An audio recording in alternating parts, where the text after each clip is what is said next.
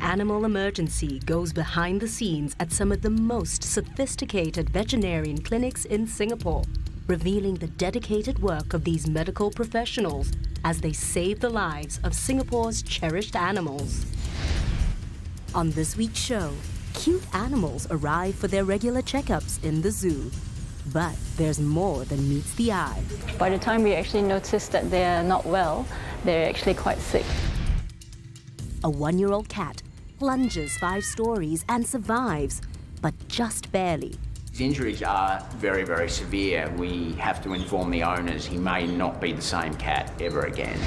Then, a dog's life hangs precariously in the balance, and Dr. Lai has to decide whether to use a radical medical breakthrough to intervene. With surgery should always be a last resort when all else fails.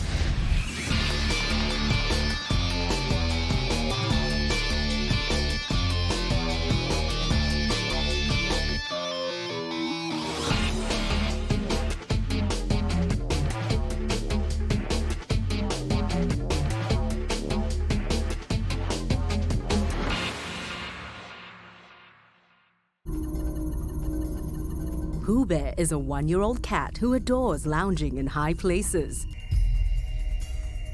But one day, with just a single misstep, tragedy struck.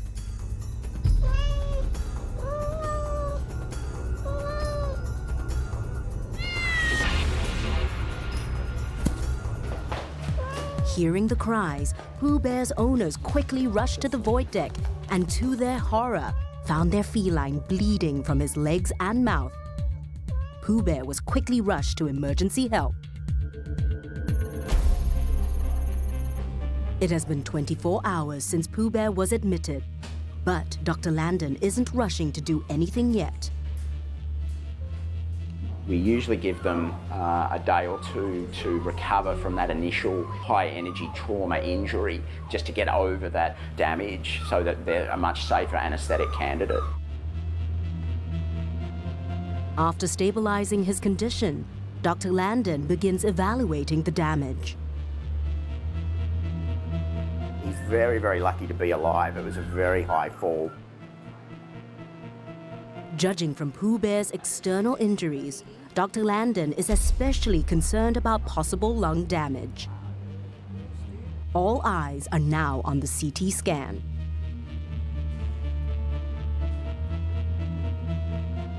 The force of them hitting the ground that energy will be transferred to their lungs, and it damages their lungs. The CT scan results are out. No leakage of air in his lungs is detected, and no signs of lung tissue damage. What a relief. There is, however, bleeding in the mouth region.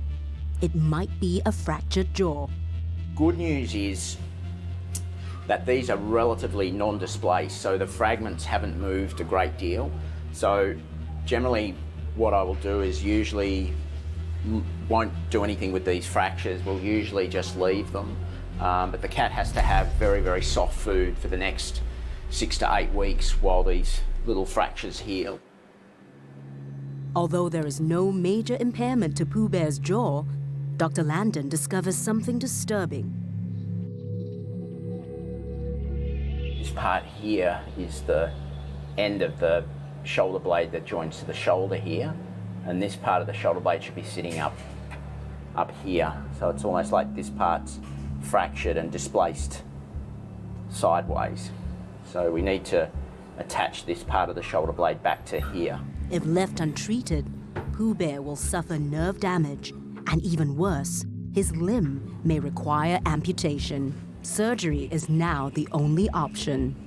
His injuries are very, very severe. We have to inform the owners he may not be the same cat ever again.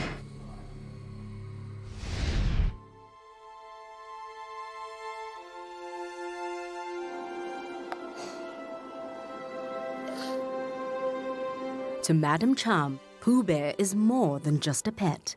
The cat is just like one of her sons. The mere thought of Poohbear losing his leg is unbearable. Can't live with it, that don't do the surgery, then just amputate him. Have no choice, it's obvious. We have to proceed with the surgery.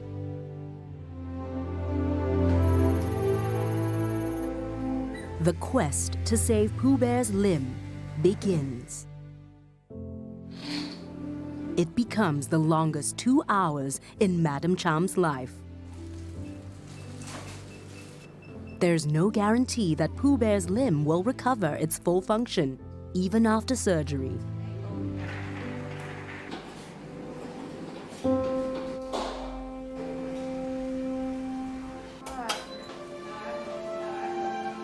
We trust the doctor can help us save our cat.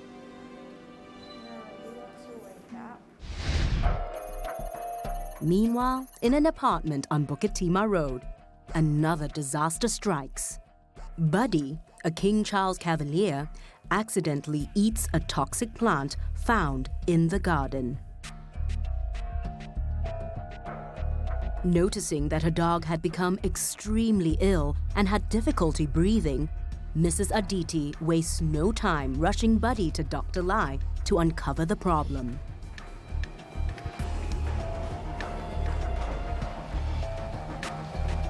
Mrs. Aditi waits anxiously for her turn, hoping that the vets will know what to do.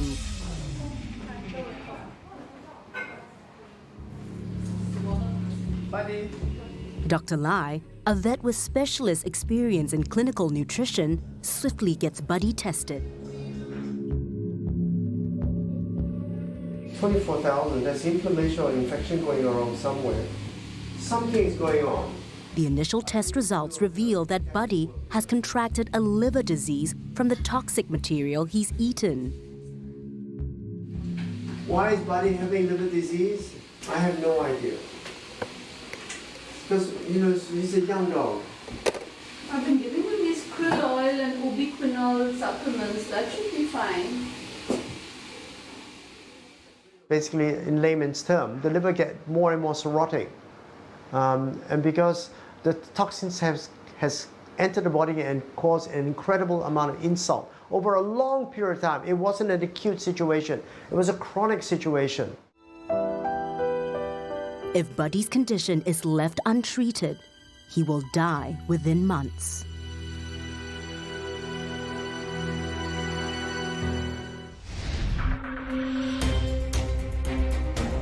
%70 of the liver is destroyed. With no surgical treatment possible for this condition, Dr. Lai offers a radical new medical option using stem cell technology. We have situations where we used them before and they have been successful. We usually recommend them again to clients that bring in animals that have similar conditions. What is this alternative treatment, and will it work? Surgery should always be a last resort when all else fails. Meanwhile, Dr. Landon encounters problems during Poohbear's shoulder construction surgery. That gets damaged during the surgery and the leg doesn't work properly anymore. And at the zoo, exotic animals pop by for a visit, but the doctors are in no mood to be playful. These checkups are serious business. Buddy's liver is failing, and his doctors are working against time to save him. One possible treatment? To have stem cells transplanted into his body. Dr. Phan pioneered the use of stem cells in Singapore for wound healing back in 2004. And here's a cell look like under microscope. And this cell is considered raw materials to make different kind of tissues, ranging from skin dermis to bone to cartilage to the muscles. And we can use this cell to repair the damage of the tissues if we want to. This radical technology requires the growing of a new liver from embryonic stem cells that are harvested from the umbilical cords of newborn dogs.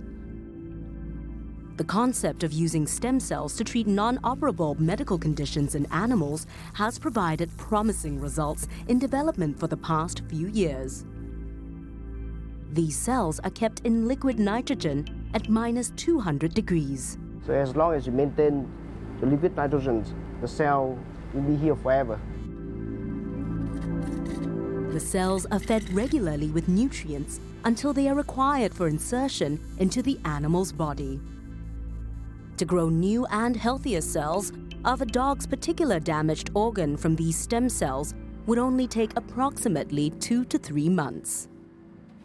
This treatment may sound like stuff from science fiction, but it's a process that's been delivering results. Dr. Phan, along with Dr. Lai, are confident this treatment can help Buddy. If we keep growing this, there is no end to how much we can grow, and there has never been one incident where we had a mutation. Inside each of these tubes are 10 million liver stem cells. They are being packed on ice, ready for delivery to Dr. Lai's clinic.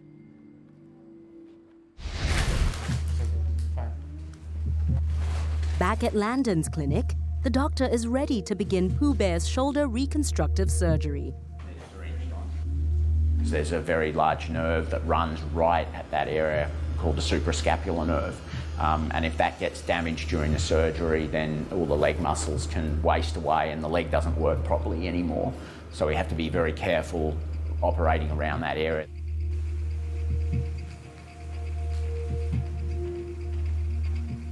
Dr. Landon must first try to locate the fracture before he can secure a titanium L plate to fix Poohbear's shoulder.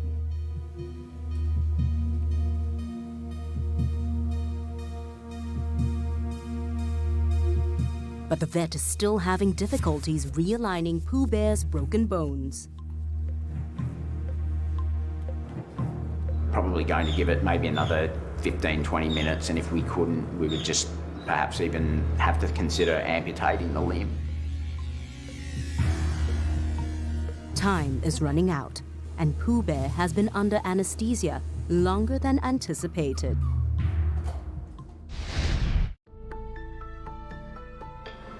Over at the Singapore Zoo, things are fortunately less tense. Some adorable visitors have booked appointments with veterinarians Dr. Serena Oh and Dr. Ng Weng Yen.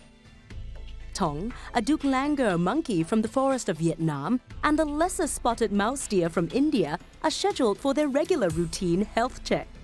But here, there's never any room for complacency.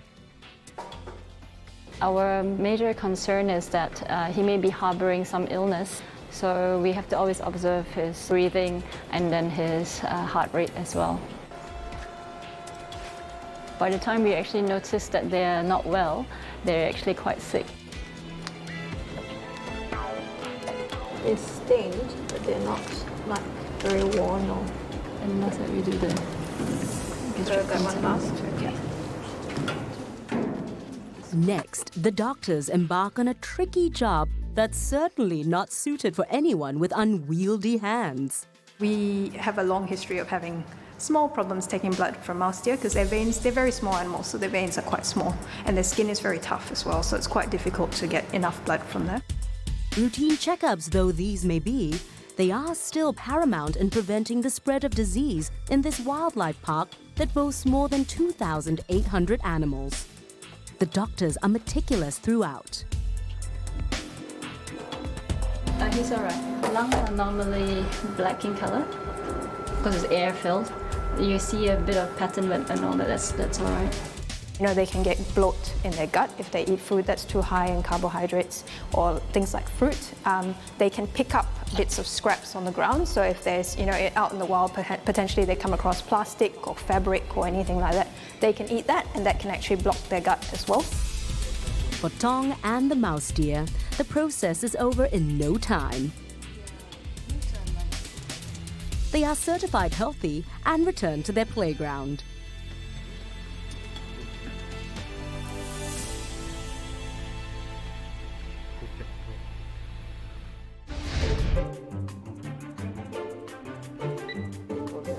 Next, Buddy undergoes radical stem cell treatment.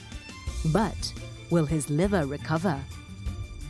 We have now the capabilities of growing our own stem cells, and these are excellent stem cells. Now in progress, Poohbear's surgery. To fix Poohbear's badly fractured shoulder, Dr. Landon will be inserting a titanium L plate to secure the limb together. This is a delicate procedure. The surgery is taking longer than expected,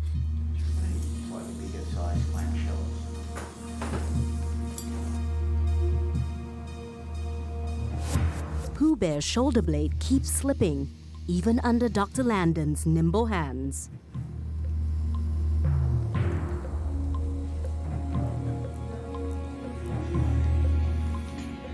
This makes the placing of the L plate almost impossible.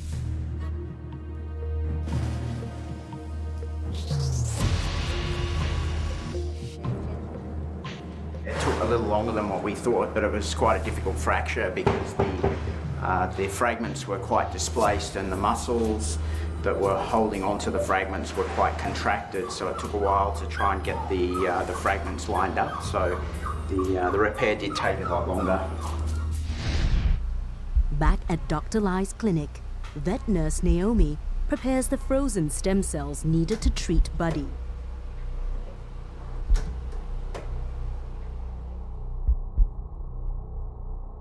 We have now the capabilities of growing our own stem cells, and these are excellent stem cells. These are embryonic stem cells, species specific. That means we have stem cells for dogs, we have stem cells for cats.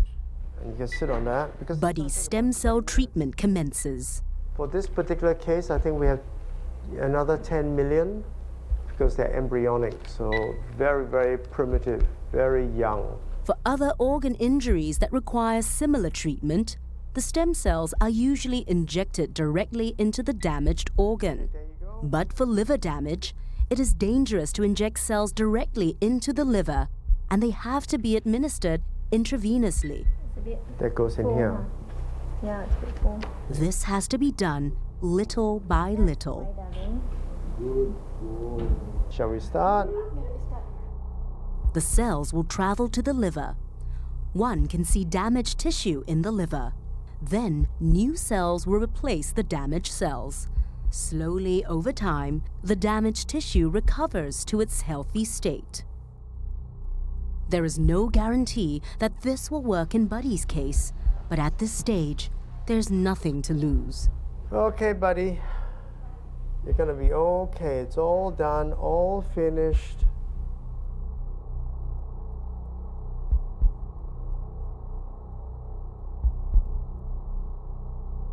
50% of those stem cells will find itself into the liver and the liver reticular endothelial system, and they will start growing. I will do a blood test in 2 weeks' time. For Buddy's owner, Mrs. Aditi, it's a harrowing experience. She's hoping this revolutionary treatment will work. He's been with Dr. Lai forever, so we really trust whatever he does. While there is no miracle cure, the doctor hopes that with some luck, Buddy's liver will grow healthy cells, allowing him to live a happy life for years to come.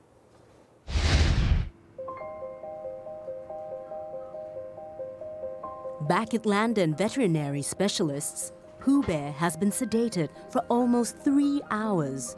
His surgery took longer than estimated, but now everyone is relieved it's over. Poohbear is immediately sent for his post-surgery scan. Is that okay?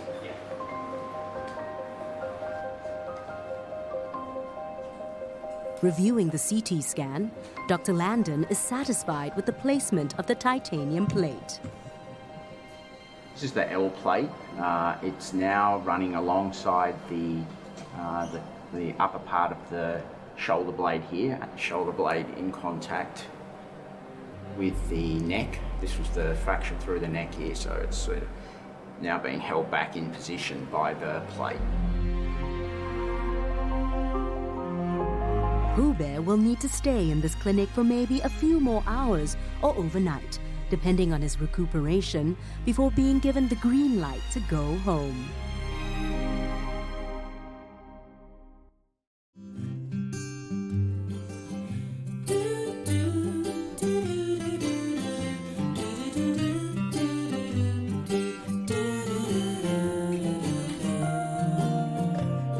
When all this slowly recover, we feel good. We are just very looking forward to release him out again and play with him.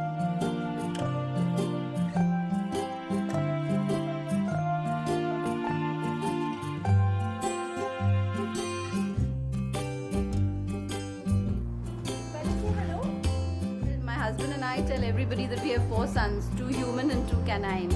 All companion animals very dependent on the owner. As a responsible pet owner, these are kids. These are your kids. They never grow up, they're never going to be independent. You have to look after them for the rest of their lives. So if you have a pet now, that's your job. That's your responsibility. And that is called respect. Animal Emergency goes behind the scenes at some of the most sophisticated veterinarian clinics in Singapore, revealing the dedicated work of these medical professionals as they save the lives of Singapore's cherished animals. In this episode, Dr. Lai faces a dilemma. Should he attempt to fix a dog's twisted legs or leave him handicapped for life? My greatest concern, I won't be able to do it.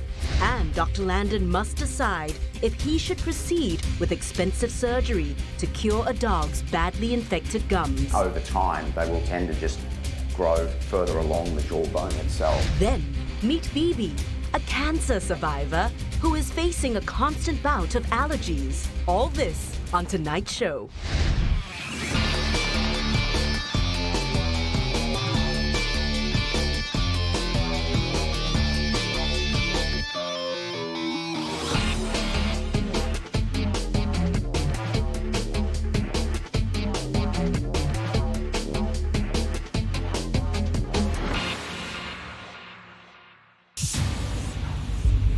At the Animal Recovery Centre, animal rescuer Derek arrives with a terrier named Speedy. We are here to see Dr. Lai. Okay. Speedy is scheduled for an operation that is set to change his life. Well, we have a dog here with a congenital problem. Both elbows are dislocated. The humerus is deformed into an S shape. The leg is twisted inside out like that, so the palms are facing this way. He can't stand, he's just standing on his back legs. He has to crawl to his food and his water.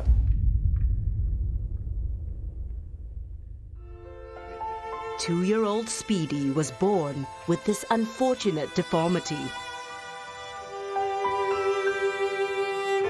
Derek, who runs the organization Voices for Animals, found Speedy in a breeding house a few months ago. Due to Speedy's handicap, nobody wanted to adopt him. He's just like a little kid, not knowing that actually he has this deformity, as it doesn't obstruct him from like running around and playing and stuff. So he's still behaving like a normal puppy.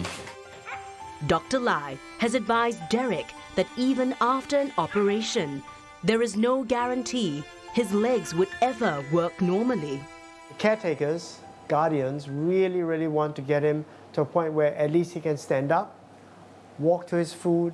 They don't expect him to be 100%, but once he's mobile, they can get him home. And there are people who want to adopt him. Despite the daunting odds, Derek has decided to go ahead with Speedy's operation. He hopes Speedy will have the chance to be adopted one day.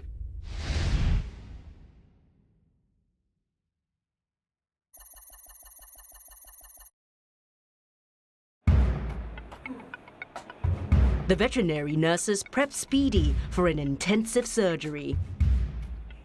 This will be the first of 2 major operations that this plucky terrier will undergo. I mean, it's a challenge. I looked at it, I came up with some options. But surgery is very different. Once you open up the leg, it doesn't look like on the x-rays. There are bones, there are blood vessels, there are muscles. Dr. Lai is still uncertain of being able to fix Speedy's deformed legs. He can't walk, he's like this. I wish they had come earlier, but of course they were told nothing could be done. If it was earlier, it would have been easier. Now the dog is grown. It is going to be tough. He will need to make an incision to assess the damage. So once I go in there, I'm committed. I have to finish the surgery, whichever way it goes. Hopefully we'll go in a direction where this surgery is going to fix it.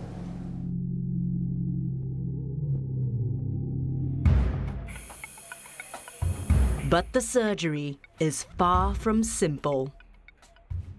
Speedy is a small dog, there are too many nerves on his shoulder joints that may be jeopardized if Dr. Lai is not careful. Well, it's an impossible surgery actually, but they want me to do the impossible, so I'm going to try.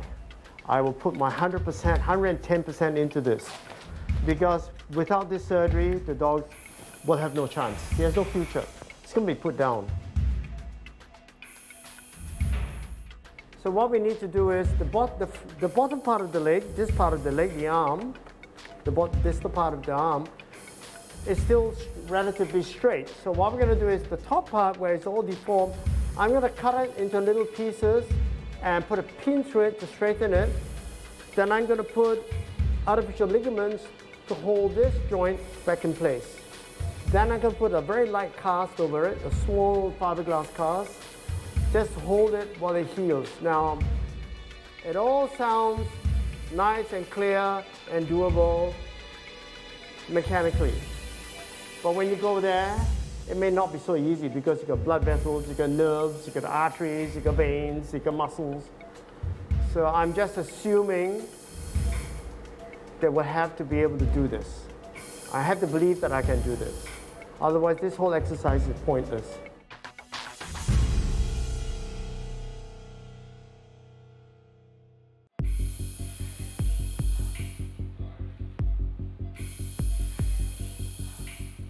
Only one limb will be operated on today.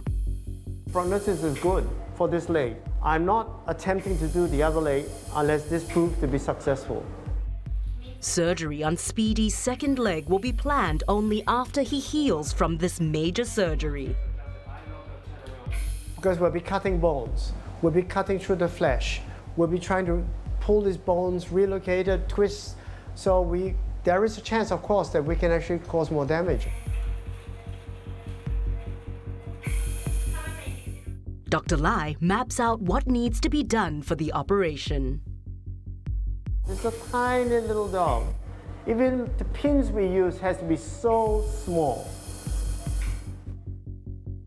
Once he cuts open the leg, there is no turning back. Back at the waiting area, an anxious Derek waits for a successful result. We are fixing his leg first in order for him to get nice family. If in the near future, after the surgery, he will be able to walk on 4, that would be something miracle. I mean, it will be something very, very meaningful for him, Speedy himself.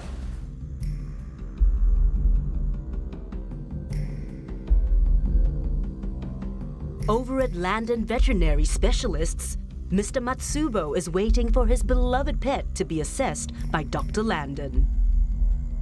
Airi, a Japanese papillon, is suffering from a terrible gum infection, which was found during a routine checkup.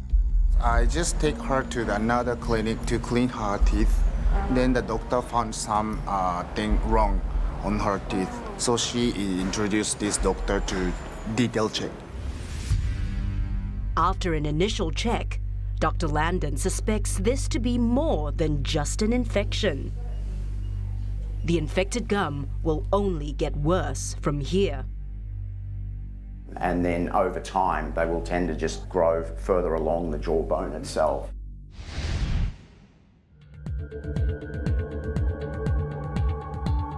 To be certain, Dr. Landon needs to do a CT scan of Airi's gums. She is immediately placed under anesthesia for the X-ray scan. The reason we would choose to do a CT over X-rays is that the CT scan gives a lot more detail, very, very fine detail at picking up subtle change in the bone. So for example, here where we can see these small little, essentially holes in the bone, basically an X-ray, if you took an X-ray of that same bone, you won't see it. It's just not sensitive enough to pick it up. Airi's scan results worry Dr. Landon. Aim will be still to remove that section of tooth and bone. Meanwhile, a complication arises during Speedy's surgery. So many months, the whole thing's contracted. So now I'm going to have, I don't know what I'm going to do. And we witness a unique procedure that will help clear a dog's major allergy problems. Back at Landon Veterinary Specialists, Airi has just completed a CT scan to ascertain the severity of her infected gums. The scan reveals a tumor in her mouth. Yeah, we can see on the right side, which is the unaffected or the healthy side, the bone is very, very solid around the tooth. This is the tooth, the crown of the tooth. This is the jawbone. On this side, we can actually see that the bone around the tooth root is actually very narrow compared with this side. And there's also a couple of these little, almost like little holes where the bone is starting to disintegrate. Fortunately, Airi's gum tumor is not life-threatening. So the good news for Airi is that it hasn't invaded into the canal of the jawbone, but it's just started to eat away some of the bone right at the top of this bone and just next to the tooth as well. Although benign, the tumor is still growing aggressively and, if left untreated, will affect Airi's entire jaw. The bone will be weakened by the tumour and it will break, and then the dog will have to live with an unstable broken jaw. At this stage, the condition is not yet critical. However, Dr. Landon suspects the tumour will keep growing considerably over the next 6 months. And within a year, he estimates that Airi's jaw will collapse entirely. Her jaw will still work quite normally, but with these type of tumours, the only way to effectively cure them is to take the area of bone that it's invading, take all that bone away. Dr. Landon has seen many cases where owners opt out of fixing their pets' injuries if they are not life-threatening.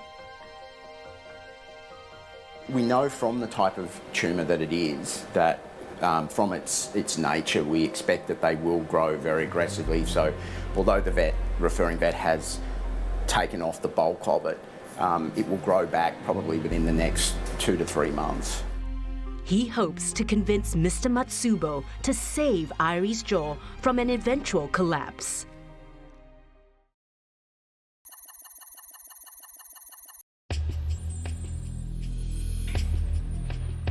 Over at Animal Recovery Center, Dr. Lai and his team are just about ready for Speedy's leg reconstruction.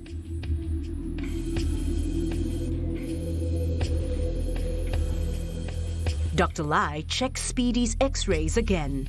He has to be absolutely certain before making the first incision. I'm going to try. I think there's a 50-50 chance that we can give his life back. If they can try, I will try. Dr. Lai is hoping that nothing will go wrong in this complex undertaking. He makes the first cut.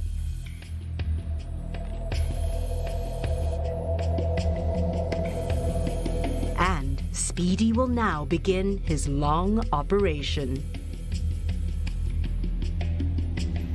The surgery is expected to take 3 hours to complete. We managed to identify the nerve and the blood vessels. Vessel loop, a small one, yellow one.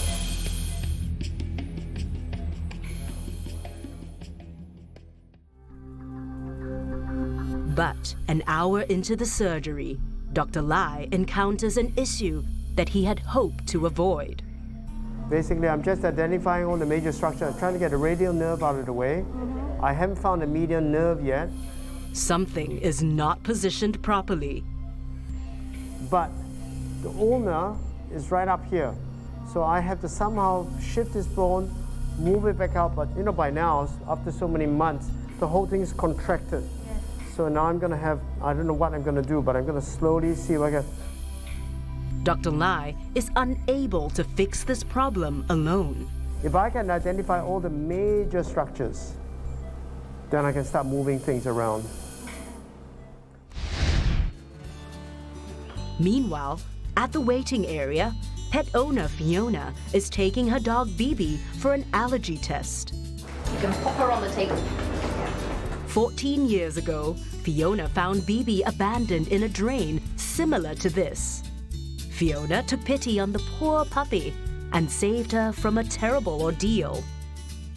She was really a very small puppy at the time. She was too jelly to move, her eyes were still closed, and her fur was so thick, apparently somebody put her there. But not too long ago, BB developed cancerous cysts on her legs. She was treated by Dr. Lai, whose quick action prevented her legs from being amputated. The moment when he told me that there is no need for amputation, the tears just dropped. And the whole procedure was done 2 weeks back, and she's back for review. You know, she's extremely... The cysts were a result of BB being prone to skin problems. Even now, she suffers from occasional rashes. So that could have wended her. So she also been scratching and itchy and things like that? Yes, and she bites non-stop every day. She will chew on her paw. Fiona was advised to put BB through an allergy test before the situation got any worse. Where it goes in a circle. And I brought her to other vets. She is either on shampoo, medicated shampoo, or things like antihistamine. Yeah, okay. But that will only solve the problem for, say, about 2-3 days. Yeah. Subsequently, it comes back again. Yeah. Will the allergy tests help find a solution for BB's problems? Afraid that old dog might not be strong enough to overcome whatever medication that was given. And can Dr. Lai engineer a solution to save Speedy's leg? After about a month or two, scar tissue will form and hold it in place. That's the theory.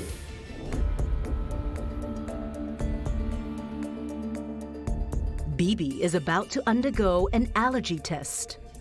Dr. Lucien, a bioresonance veterinarian, explains the procedure to Fiona. The only thing you can't do while we're testing is touch her, because otherwise I'm going to be testing your allergies as well. So, all right, so we start with duck. Fiona watches apprehensively as BB goes through the process. So you see it move up and down? Like a dish. Then we have goose. Smell that? No? In less than 15 minutes, the process is over.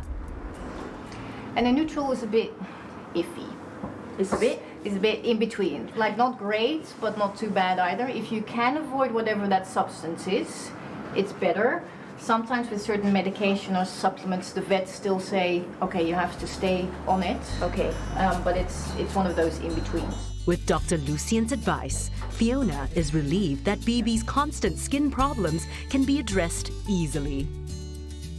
She's already 12 years old, afraid that, old dogs might not be strong enough to overcome whatever medication that was given. But apparently, she made it, and she's perfect right now. Meanwhile, at the surgery ward, Dr. Lai goes back to the drawing board. Speedy's shoulder is too small. The pins are not holding the joints, and several leg bones are not as straight as they should be. Go quite in. Pin came out. Dr. Lai works hard on a solution. On either side of the elbows, there's 2 ligaments that holds it in place. Both ligaments are gone. That's why the whole thing is dislocated. Put it back. I put 2 screws, put an artificial ligament, stainless steel ligament on either side. After about a month or 2, scar tissue will form and hold it in place. That's the theory. It should work. I have no choice but to cut a few things, try and get the leg straight again, and try and put it all together again like a jigsaw puzzle. But for now, let's put the whole thing together so that this bone can heal. And let's get some artificial ligament in here. The plan seems to work. Dr. Lai is satisfied that he has managed to readjust the screws to improve their stability.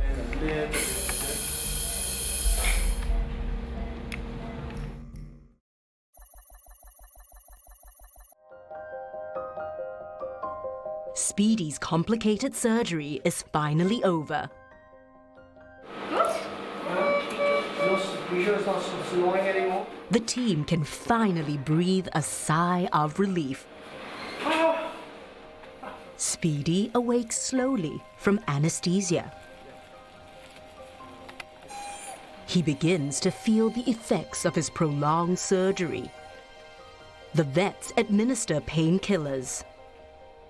There is not much the vets can do from here except to calm Speedy down until the drugs take effect.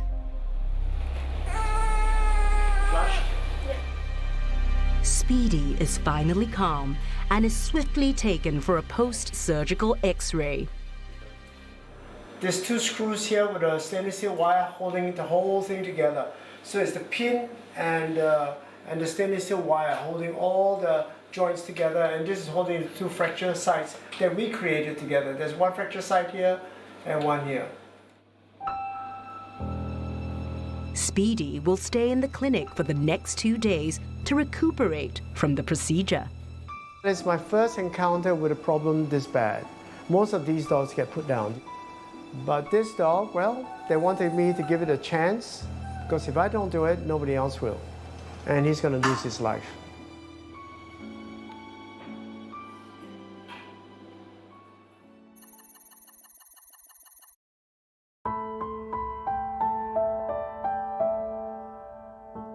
It's been 2 days since Speedy's operation.